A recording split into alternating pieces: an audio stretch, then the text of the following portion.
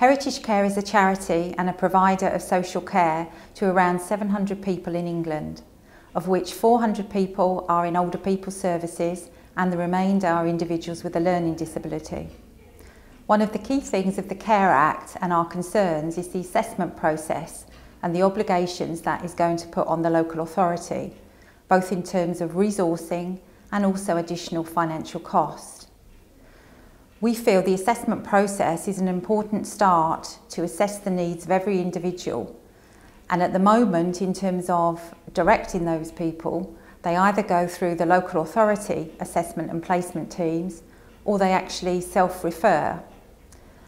The funding implications for this potentially also has consequences both for the local authority and for us as the social care provider. We're struggling at the moment in terms of meeting the full cost of care of some of these services, and we feel that if the local authority is actually under pressure, that will mean even more restrictions, if you like, on the funding that they have to actually place people in the care homes and in housing with care or in outreach services and domiciliary care in their own homes.